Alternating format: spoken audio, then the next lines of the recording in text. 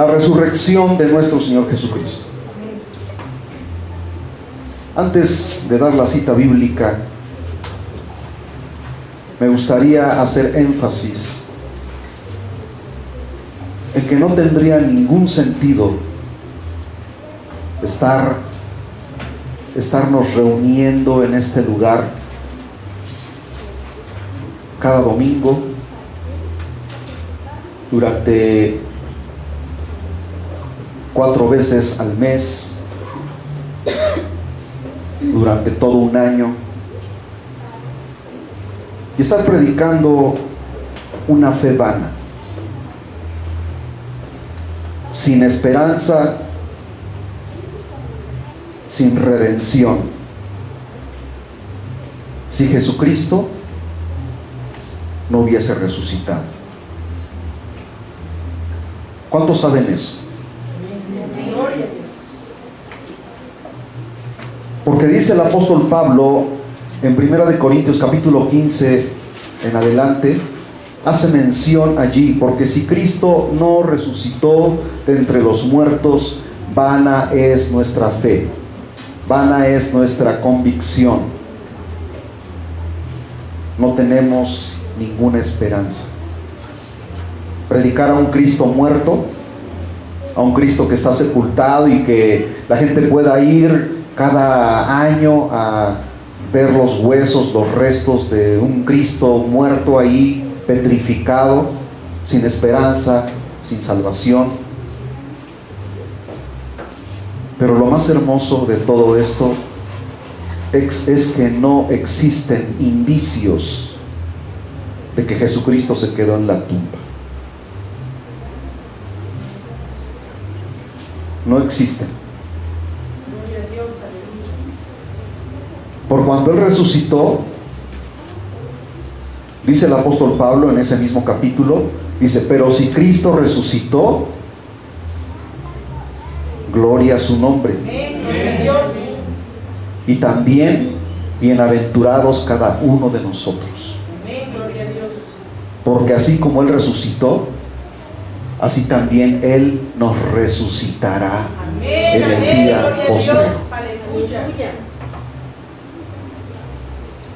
Quiero que por favor abran sus Biblias en San Mateo capítulo 28 y vamos a leer del versículo 1 al 20.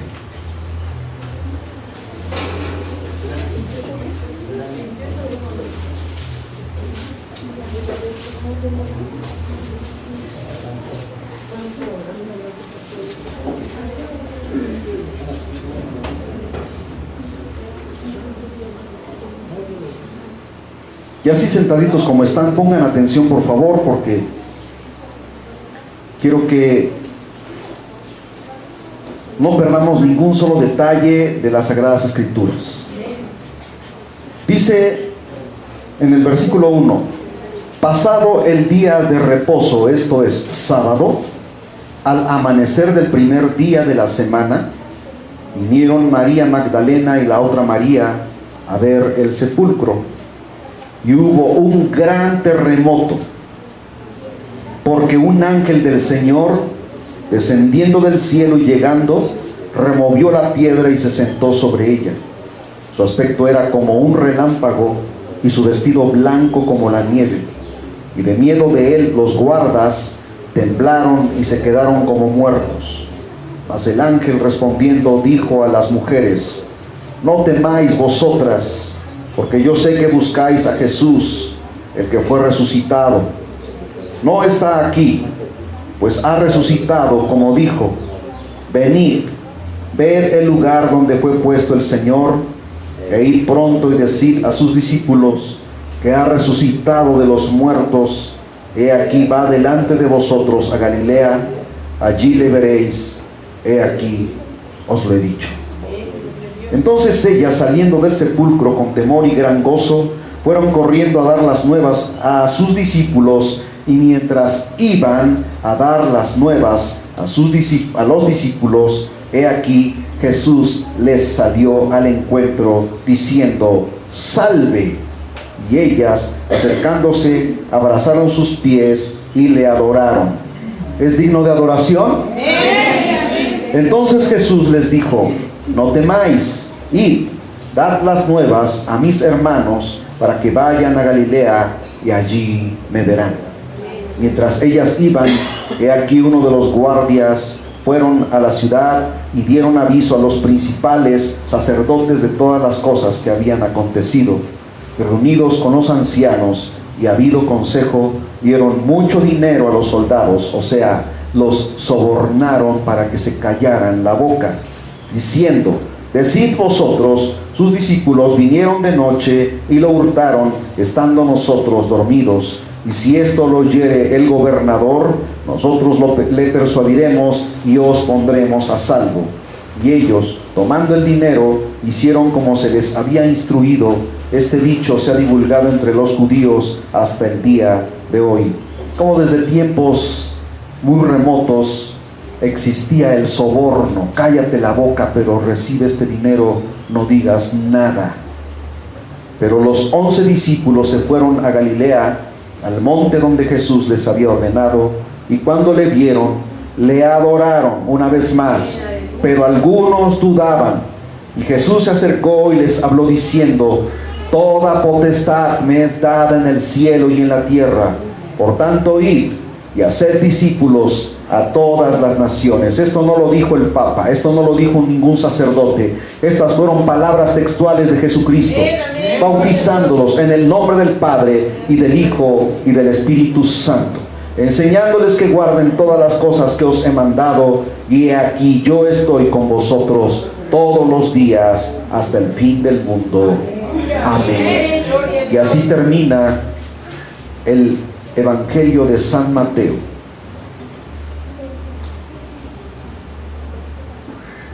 Yo te voy a invitar en esta hora a que tú inclines tu rostro, le digas: Señor, revélame tu palabra, abre mi entendimiento.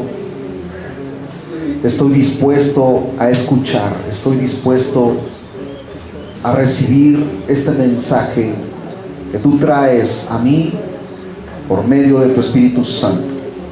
Que sea el Espíritu Santo el que hable en esta hora, no este hombre parado frente a ustedes, sino el Espíritu Santo hablando a través de este siervo inútil que está en este lugar, para que tu palabra, Señor, sea para salvación, sea para edificación de la vida de cada uno de los aquí presentes. Que nadie salga como entró, sino que sean llenos del poder del Espíritu de Dios, que sean llenos del poder de tu palabra, para salvación, para edificación de las almas. Oh Dios Todopoderoso, te lo pido en el nombre bendito de nuestro Señor Jesucristo.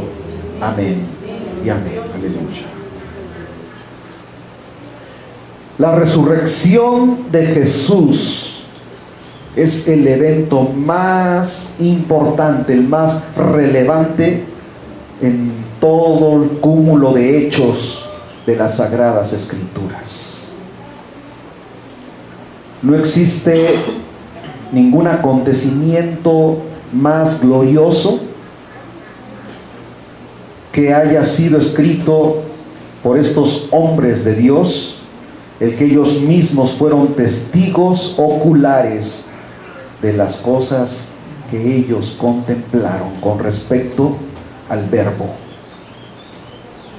al Hijo de Dios. Lo vieron hacer milagros, prodigios y maravillas, sanar enfermos, abrir los ojos de los ciegos, soltar la lengua de los mudos, abrir los oídos de los sordos, hacer caminar a los cojos, a los paralíticos, resucitar a los muertos, echar fuera demonios, testificar la palabra. Y la palabra era, hermanos, el pan de vida para todos aquellos que le escuchaban. Resucitar a un muerto de 4 días, cuando ya estaba en estado de putrefacción, en estado de descomposición, lo resucitó de entre los muertos Este hombre nació como todos los seres humanos nacen en este mundo, creció, se hizo un adulto, murió, resucitó, volvió a morir y va a volver a resucitar. Amén. ¿Quién lo resucitará? Jesucristo. Aleluya. Es una de las experiencias más gloriosas, tremendas y que quedaron plasmadas en las Sagradas Escrituras. Lázaro tuvo una gran experiencia y él murió nuevamente con esa esperanza viva, aunque han pasado 2000 años, pero él tiene la esperanza de que él resucitará nuevamente. ¿Por qué? Porque el que resucitó de entre los muertos lo proclamó. Amén. Fíjense que Jesucristo, el Hijo de Dios, no tan solo tuvo el poder para sanar, para resucitar muertos, sino que Él mismo, como demostrando que Él era Dios Todopoderoso, Él mismo fue a la muerte y Él mismo, con el poder del Espíritu Santo, volvió a vivir. Aleluya. Gloria a Dios.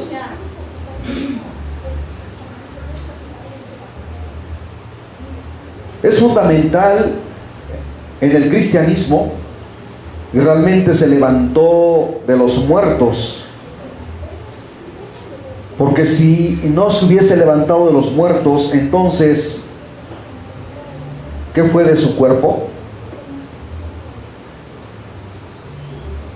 ¿Han ustedes escuchado cómo se llama en las noticias que fueron encontrados como hallazgo arqueológico los restos de Jesús? Por ahí se han escuchado mentiras inventadas por el hombre queriendo desmeritar las Sagradas Escrituras, pero hay muchos testimonios reales, oculares, y que incluso de gente que lo pudo tocar después de haberlo visto colgado en una cruz, vieron cómo lo sepultaron y después verlo vivo otra vez. La prueba más relevante es que pudieron contemplar las heridas de los clavos en sus muñecas, su herida en su costado y en sus pies. Lo miraron y dijeron: tú eres el Hijo del Dios Todopoderoso.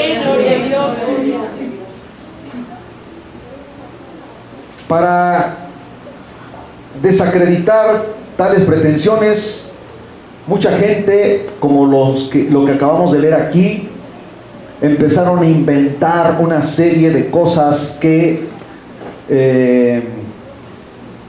hicieron que los mismos soldados callasen la boca. La misma Escritura nos declara aquí que los soldados, cuando vieron al ángel descender con grande poder y gloria, dice que se tambalearon y les entró un temor indescriptible, de tal forma que dice que cayeron como muertos. Tal era el poder y la potencia de ese ángel que no se podían mantener en pie. Ahora, ¿te has puesto a pensar quiénes eran los soldados romanos? Eran gente corpulenta, gente aguerrida, gente sanguinaria, y sin embargo, cuando vieron el poder de Dios manifestada en uno de sus ángeles poderosos, ellos, dice la Biblia, que no se pudieron mantener en pie y cayeron. Los mismos soldados fueron testigos. ¿Cómo podemos nosotros ratificar que Jesús resucitó? Cada año yo hago referencia a estas cosas. El ejército romano era un ejército sumamente disciplinado y era pena de muerte que un soldado romano se durmiese en sus deberes. Si un soldado romano o un grupo de soldados haciendo guardia en un lugar, tenían que permanecer firmes, custodiando ese lugar, esa cárcel, esa tumba, lo que fuese. Porque si ellos violaban o se iban a tomar un cafecito, ¿verdad? Y podríamos decir, ay, está haciendo mucho frío, vamos a tomarnos un cafecito. Voy a echarme un sueñito aquí mientras nadie me ve. Era una disciplina en la que cualquiera que lo pudiese ver dormitándose, inmediatamente daban el aviso a sus superiores y ese soldado era ejecutado en ese mismo momento.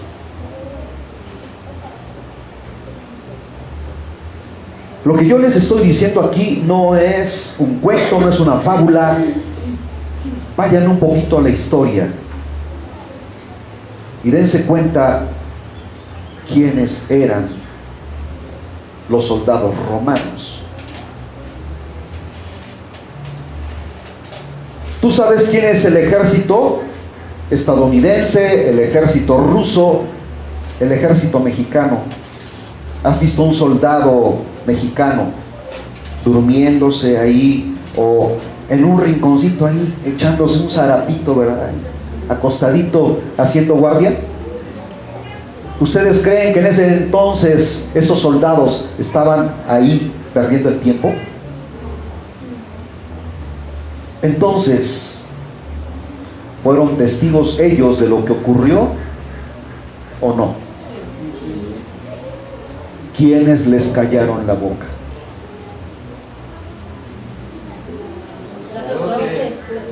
Los sacerdotes, el Sanedrín, la ley religiosa que existía en ese tiempo.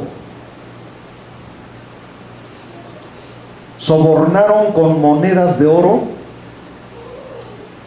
Cállense la boca, no digan nada. Además digan que vinieron sus discípulos mientras ustedes dormían y se llevaron el cuerpo. Otra prueba más que yo les voy a dar de que Jesucristo resucitó de entre los muertos.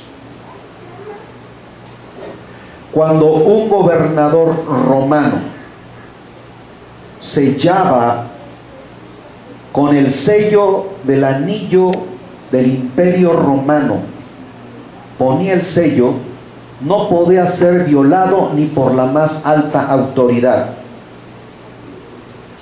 Esa piedra enorme tenía un sello del Imperio Romano. ¿Ustedes creen que vinieron los discípulos y entre 3 o 4 movieron esa piedra que pesaba más de, ¿qué se puede decir? 3 o 4 toneladas? Que era una piedra enorme. A lo mejor estoy exagerando mucho. 1 tonelada. Entre 3 o 4 personas podrían haber movido esa piedra sin hacer ni un solo ruido, y que los soldados romanos, no pasa nada, sigamos durmiendo. Mientras ellos removían la piedra, removían el sello y sacaban el cuerpo de Jesús sin hacer ningún ruido. ¿Creen ustedes que eso fue posible? ¿Qué órdenes creen ustedes que tenían los soldados? Por eso fueron puestos allí. Matar a todo aquel que se atreviese a violar el sello romano, remover la piedra y hurtar el cuerpo de Jesús.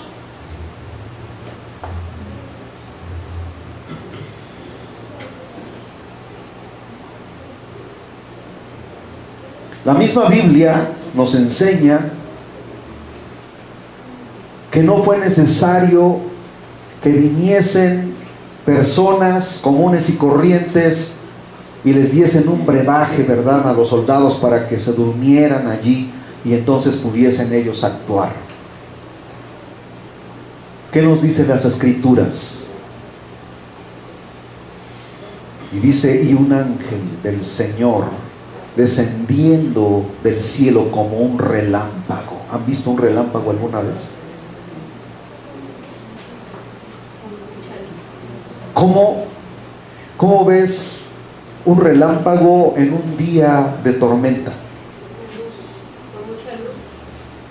Es un resplandor que en medio de la oscuridad ilumina una buena área.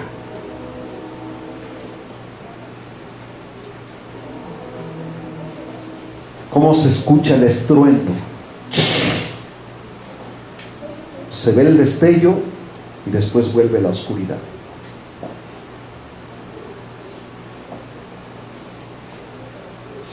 ¿Cómo creen ustedes que los soldados se sintieron cuando vieron a ese personaje enorme que estaba delante de ellos? Y dice, y con una tranquilidad removió la piedra y se sentó aún sobre ella, y los observaba, los miraba.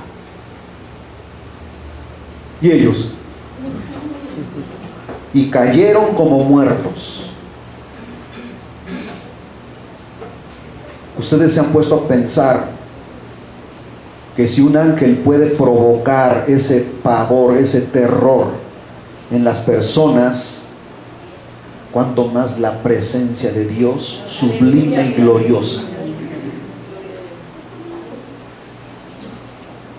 la cual dice la Escritura que nadie se puede mantener delante de él y nadie lo puede ver.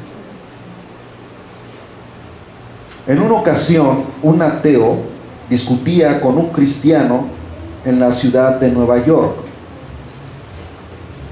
y el ateo refutaba todos los argumentos bíblicos que este cristiano le daba a este hombre. Y le decía, Dios no existe. Si Dios es real, quiero una prueba medular. Quiero que me muestres algo que sea contundente para que yo realmente pueda creer que Dios es real. Era un día soleado así como hoy, ni una sola nube en el cielo, y estaban en el edificio más alto de los Estados Unidos. En aquel entonces, podríamos decir en el Empire State, en el último piso, allá contemplando, ¿cómo se llama?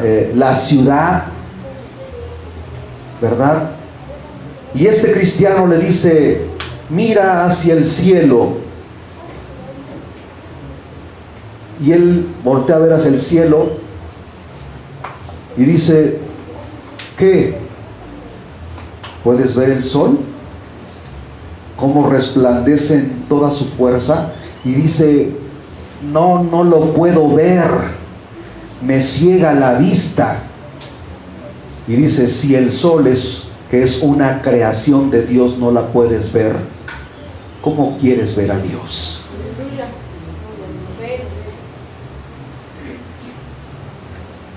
¿Sí entendieron, hermanos, el mensaje? Si el sol, ¿quién puede ver el sol sin quedar ciego? ¿Alguien puede contemplar el resplandor de ese astro en el universo y decir, ay, no pasó nada? El sol es una criatura de Dios, es una creación de Dios, y no la podemos ver como queremos ver a Dios con estos ojos mortales. El resplandor de la gloria de Dios.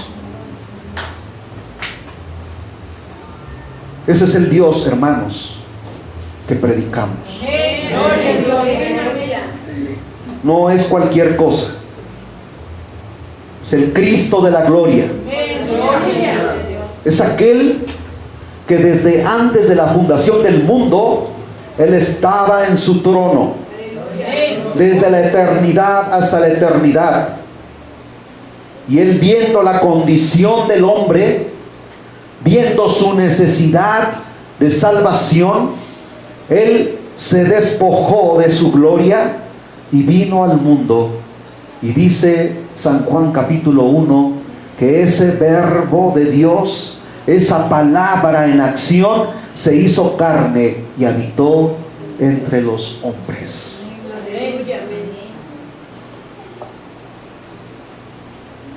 Haciéndose el más humilde de los humildes sobre la tierra. De tal forma que la misma Biblia lo describe como el Cordero de Dios que quita el pecado del mundo. Mucha gloria a Jesús.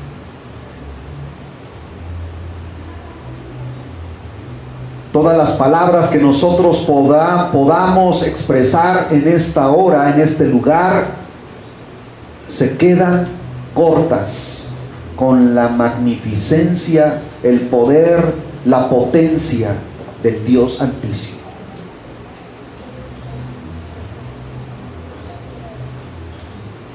Dice el apóstol Pablo en 1 Corintios capítulo 15, en uno de sus versículos, si ustedes lo quieren leer completo, léanlo, pero en uno de los versículos del capítulo 15 de 1 Corintios dice que existen astros en el universo, estrellas, soles, que tienen diferentes glorias.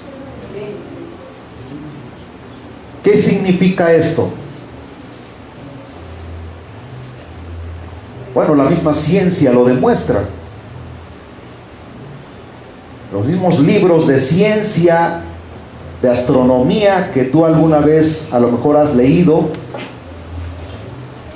declaran que el sol que nos alumbra es un sol enano en comparación de otros soles, en el cual nuestro sol cabe cientos de miles de veces en esos soles.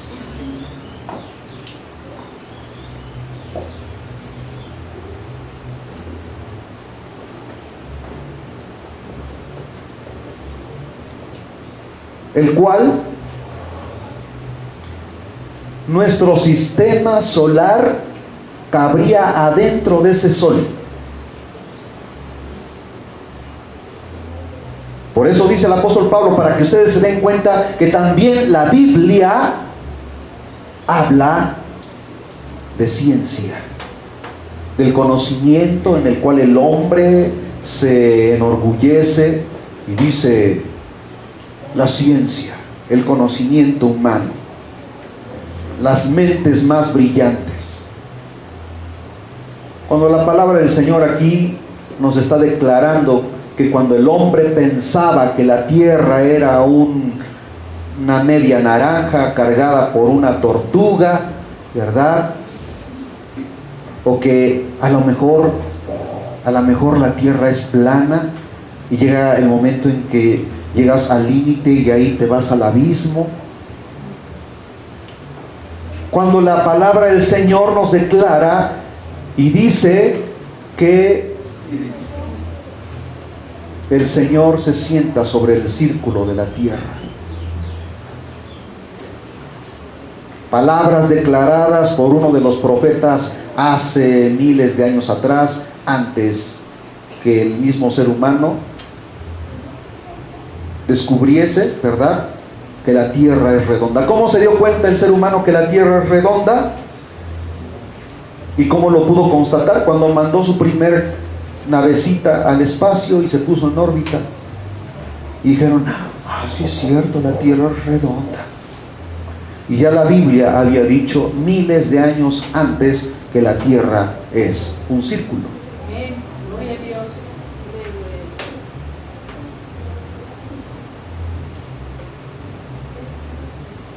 Pero esta es la mentalidad del hombre, en la que se enseñorea a sí mismo, se enorgullece, se ensoberbece y no le da la gloria a Dios. Ese Cristo del cual yo te predico hoy es el mismo que declara la Escritura que desde antes de la fundación del mundo ya Él nos había mirado. Gloria a Dios. ¿Sí se acuerdan que lo tratamos en uno de los temas anteriores? Amén.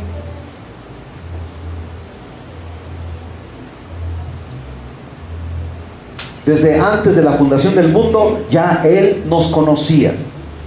Ahora, tu mente finita, escuchen lo que acabo de decir, ¿eh? Tu mente finita, mi mente finita, ¿puede entender eso? Te pones a preguntar. Antes del universo no había nada. No existía el sistema solar, no existía, si no existía el sistema solar, mucho menos nuestro planeta. ¿En dónde estabas?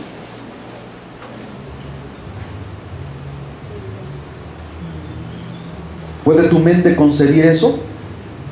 En esa jicarita ahí adentro, donde se encuentra tu cerebro, tu cerebrito, mi cerebrito, ¿verdad?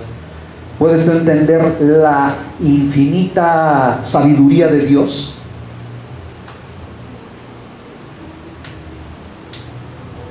¿En dónde estabas antes que este mundo fuese? Pero la Biblia dice que Él ya te había visto.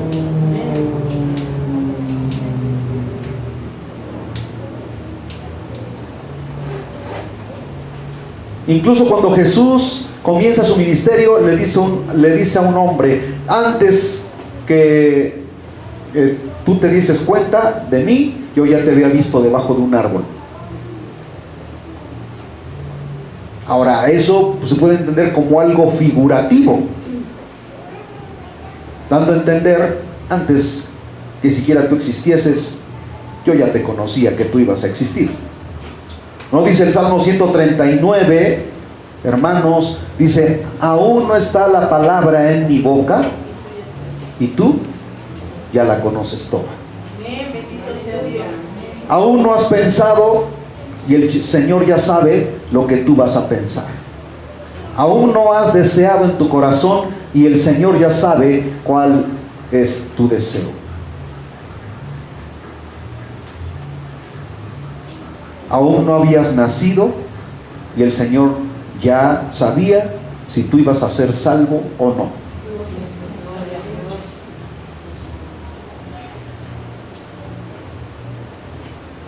Esa es la maravillosa gracia de Dios, para demostrar que Jesús es el Dios Todopoderoso. Él mismo pudo entender y escudriñar los corazones de las personas.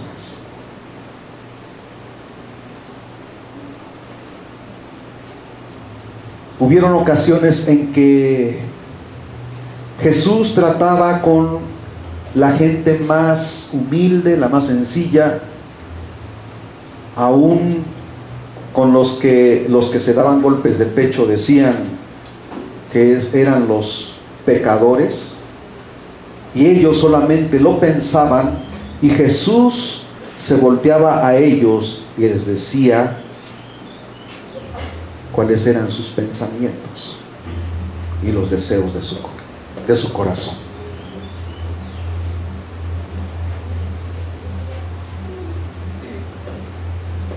¿Tú crees que el Señor está aquí? Amén. Amén. Dices, como el ateo: ¿a dónde? Porque no lo veo. ¿Tú puedes ver el oxígeno inmerso en el aire que respiramos? ¿Y por eso dices que no existe el oxígeno? Entonces, si no ves el oxígeno, una ocasión un hombre, más bien un niño, cuestionó al profesor, porque el profesor decía: Dios no existe, solamente todas las cosas que existen es por la situación que ocurrió hace miles y millones de años. Solamente lo que se puede ver, eso es veraz. Entonces se levanta un niño de la banca y le empieza a cuestionar al profesor: y le dice, ¿usted puede mirar las nubes del cielo? ¿En el cielo? Sí, las puedo mirar. ¿Puede mirar las montañas? Sí, las puedo mirar. ¿Son reales? Sí, son reales. Pero ¿por qué me preguntas? ¿Usted puede ver su cerebro? No, no lo puedo ver. Entonces usted no tiene cerebro. ¿Se dan cuenta, hermanos? Porque no ves tu cerebro, por eso dices que no tienes cerebro. Porque no ves a Dios, por eso dices Dios no existe.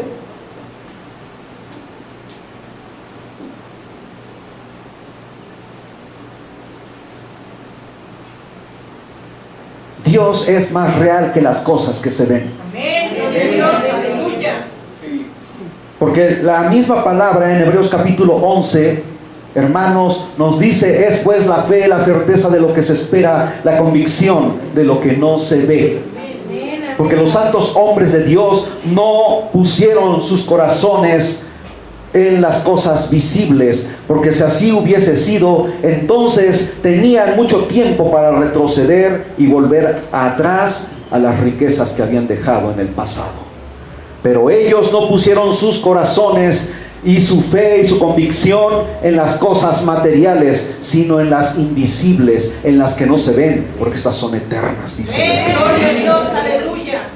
Entonces, yo te estoy hablando aquí de un Cristo vivo. No se ve, pero Él es más real que las mismas paredes que tocas, el suelo donde te paras, que la silla donde te sientas.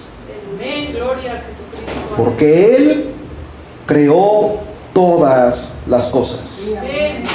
Y te puedo decir, aún del oxígeno que respiras, es más real. No necesitas verlo. Dice el Señor, bienaventurados los que no me vieron, pero creyeron. Amén. Gloria a Dios. Bienaventurados los que son humildes de corazón, porque ellos verán a Dios. Necesitamos humildad, necesitamos humillarnos y reconocer que Dios envió a su Hijo. El Padre envió a su Hijo para salvarnos. No es por obras, no es por actos de penitencia, es por gracia, y la gracia viene de Dios directamente por medio de nuestro Señor Jesucristo, que dio todo por nosotros. Bendito es Dios, aleluya. El hombre ya no necesita hacer absolutamente nada. O vamos, sí tiene que hacer algo.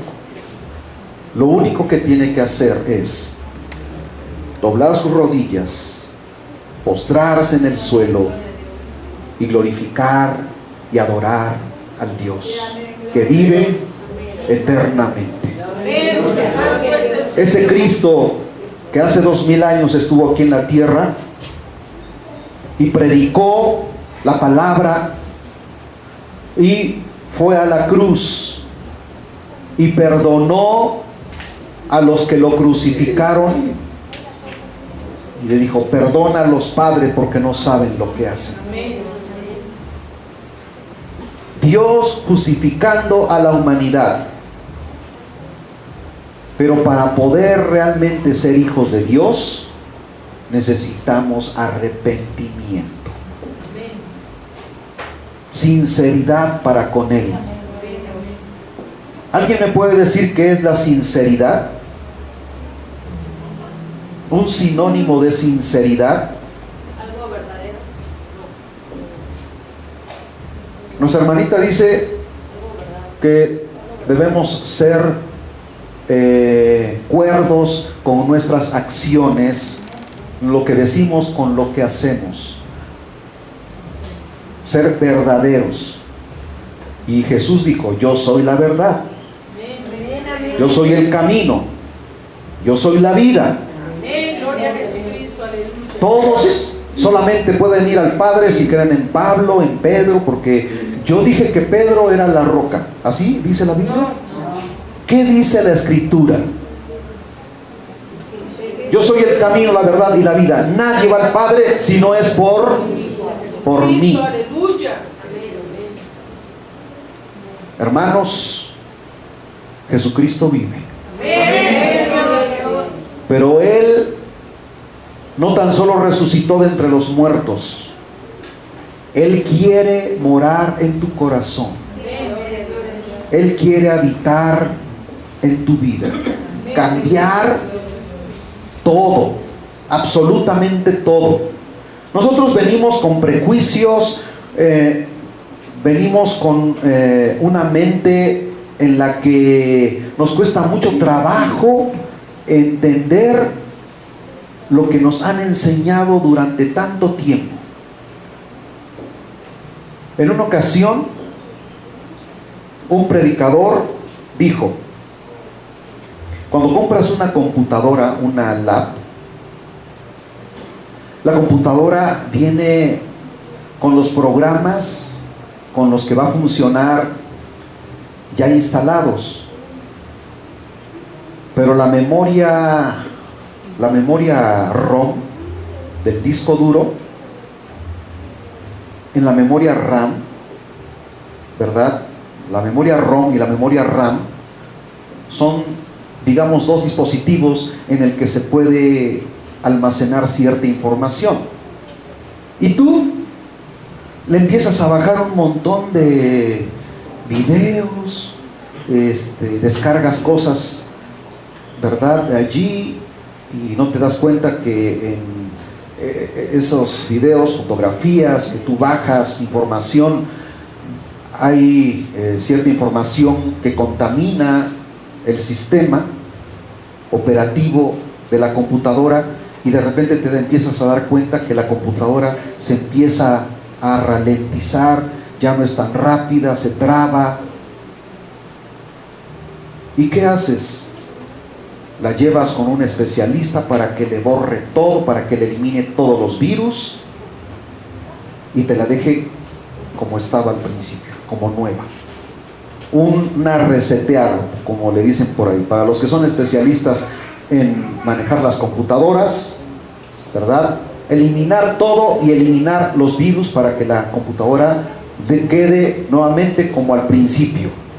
Así venimos a Cristo, con un montón de virus en nuestra vida espiritual, suciedad que nos ralentiza en nuestro entendimiento, y necesitamos que el especialista, que es Cristo Jesús, resetee nuestra vida, eliminar toda la basura para dejarnos limpios, y Él empezar a meter esa información de su palabra y podamos funcionar correctamente. ¿Cuántos alaban el nombre del Señor? Necesitamos nosotros de Cristo. Dice el Señor: sin mí nada podéis hacer. Porque apartados de mí, dice la Biblia, nada podéis hacer. Por eso vemos tanta necesidad en el mundo. Familias en el caos, familias destruyéndose, hijos perdiéndose en los vicios, jóvenes yéndose a la drogadicción, padres de familia enseñándole a sus hijos que deben tener relaciones sexuales fuera del matrimonio. Nada más cuídate, hijo. Ay, mijita, por favor, llévate tus preservativos. Y por eso tantas niñas de 12, 13 años teniendo hijos cuando no están preparadas y no tienen la madurez para asumir esa responsabilidad. Así está el mundo. Pero la Biblia nos dice aquí, hermanos, que ninguna cosa sucia e inmunda entrará en el reino de los cielos.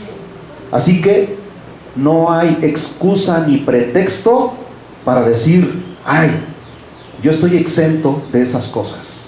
Aquí nos involucra a todos, desde el más grande hasta el más pequeño. Jesucristo vino a cambiar vidas. Él vino a hacer nuevas todas las cosas. Él dijo: he aquí, yo hago nuevas todas las cosas. Las cosas viejas pasaron, he aquí, todas son hechas nuevas. Pero necesitamos estar dispuestos a recibir una reseteada del Espíritu Santo. Eliminar toda esa basura para que el Espíritu Santo nos llene de su palabra. Amén, amén. Y dijo Jesús, después de haber resucitado, estas palabras las escribió aquí en el versículo 20. Dice: por tanto, id y haced discípulos a todas las naciones. Pero tú tienes que empezar por tu familia. No empieces a hablarle a la gente mientras tu familia se pierde. Tienes que empezar por ti mismo y por los que te rodean en tu propia familia. Y dice aquí: bautizándolos en el nombre del Padre y del Hijo y del Espíritu Santo, enseñándoles que guarden todas las cosas que os he mandado. ¿Cuáles son las cosas que Él ha mandado?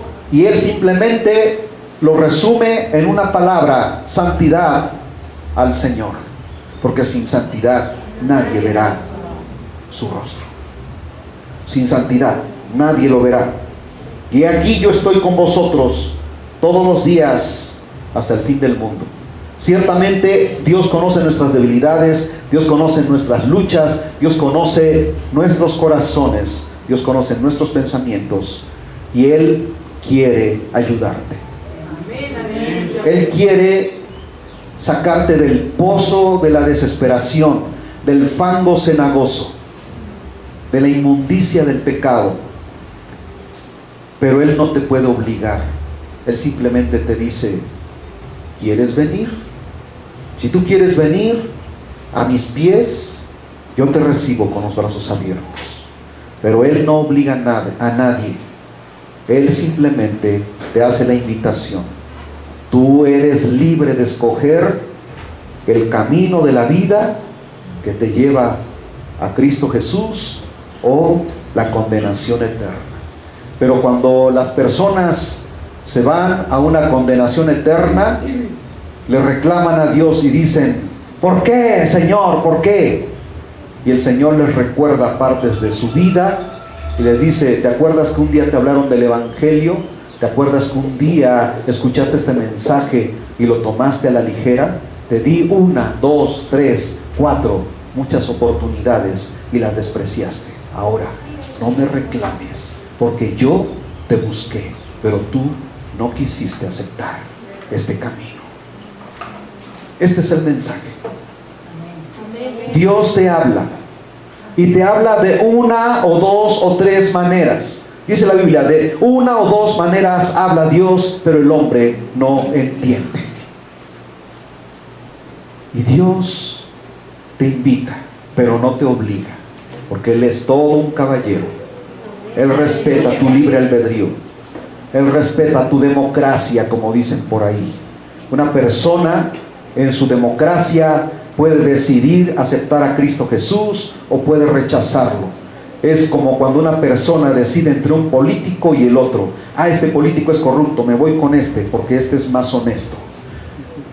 El mundo me ofrece muchos placeres, pero me voy a ir al infierno. Jesucristo me abstiene de todos esos placeres, pero alcanzaré la gloria. ¿Qué prefieres?